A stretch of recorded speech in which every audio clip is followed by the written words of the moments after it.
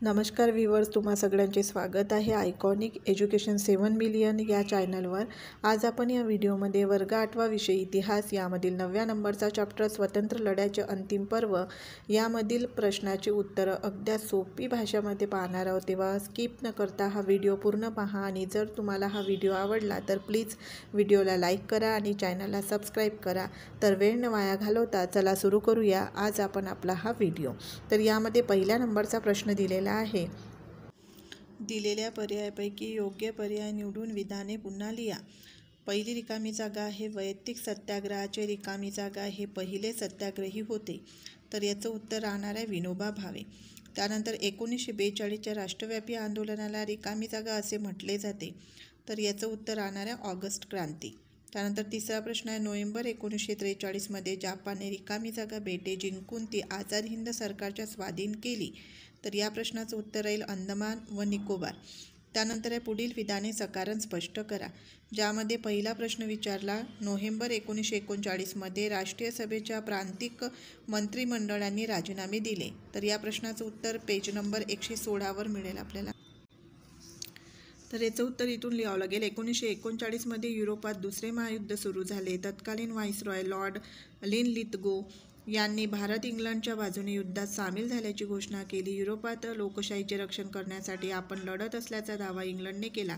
हा दावा खरा असेल तर इंग्लंडने भारताला ताबडतोब स्वातंत्र्य द्यावे अशी मागणी राष्ट्रीय सभेने केली आणि ही मागणी पूर्ण करण्यास इंग्लंडने नकार दिल्याने नोव्हेंबर 1939मध्ये राष्ट्रीय सभेच्या प्रांतिक मंत्रिमंडळांनी राजीनामे दिले। त्यानंतरचा प्रश्न आझाद हिंद सेनेला शस्त्रे खाली ठेवावी लागली। या प्रश्नाचं उत्तर आहे पेज नंबर 119वर। प्रतिकूल परिस्थितीतही आझाद हिंद सेनेचे सैनिक नेटाने लढत होते, परंतु याच काळात जपानने शरणागती पत्करली। 18 ऑगस्ट 1945 रोजी विमान अपघातात सुभाषचंद्र बोस यांचे निधन झाले। या पार्श्वभूमीवर आझाद हिंद सेनेला शस्त्रे खाली ठेवावी लागली। सरकार जनतेचे प्रेरणास्थान ठरले। या प्रश्नाचं उत्तर आहे पेज नंबर 118वर। कर गोळा करणे, कायदा आणि सुव्यवस्था टिकवणे, गुन्हेगारांना शासन करणे यासारखी कामे प्रतिसरकारमार्फत केली जात। या सरकारने नेमलेल्या लोक न्यायालयाद्वारे केलेले न्यायनिवाडा लोक स्वीकारत असत। सावकारशाहीला विरोध, दारूबंदी, साक्षरता प्रसार, जातीभेद निर्मूलन अशी अनेक विधायक कामे या सरकारने केली, त्यामुळे प्रतिसरकार जनतेचे प्रेरणास्थान ठरले। नंतरचा प्रश्न आहे पुढील तक्ता पूर्ण करा, ज्यामध्ये पहिल्या याच्यात संघटना आणि इकडे संस्थापक दिलेले आहे। जसं फॉरवर्ड ब्लॉक नेताजी सुभाषचंद्र बोस हे त्याचे संस्थापक होते। Indian independence league Rashbehari Bose, तुफान सेना GD उर्फ बापू लाडू हे संस्थापक होते। पुढचा प्रश्न आहे पुढील प्रश्नाची थोडक्यात उत्तरं लिहा। पहिला प्रश्न शिरीष कुमारचे कार्य तुम्हास कसे प्रेरणादायी आहे। या प्रश्नाचं उत्तर इन पेज नंबर 117वर। स्वातंत्र्य चळवळीमध्ये शाळकरी विद्यार्थ्यांनीही योगदान दिले। नंदुरबार येथे शाळेतील विद्यार्थ्यांनी शिरीष कुमार यांच्या नेतृत्वाखाली तिरंगा झेंडा घेऊन मिरवणूक काढली। वंदे मातरमच्या घोषणा दिल्या। पोलिसांनी चिरडून छोट्या मुलावरही गोळीबार केला। या गोळीबारात शिरीष कुमार, लालदास, धनु सुखलाल, शशीधर घनश्याम हे शाळकरी विद्यार्थी हुतात्मे झाले। प्रश्न नंबर 2 आहे इंग्लंडचे प्रधानमंत्री विन्स्टन चर्चिल यांनी स्टॅफर्ड क्रिप्स यांना भारतात का पाठवले। या प्रश्नाचे उत्तर आहे पेज नंबर 116वर।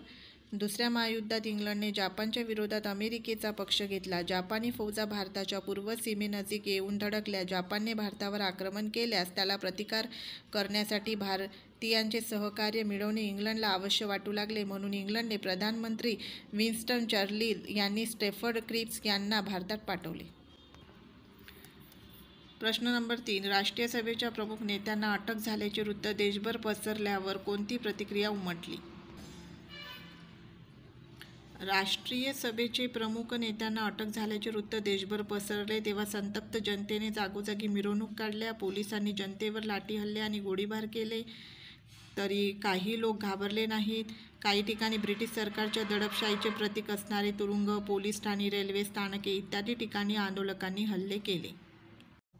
तर इथे हा पाठ संपलेला आहे। तेव्हा याआधी मी वेगवेगळ्या विषयातील वेगवेगळ्या पाठावरती व्हिडिओ बनवलेले आहे, तेव्हा चॅनलच्या लोगोवरती क्लिक करून तुम्ही ते व्हिडिओ पाहू शकता।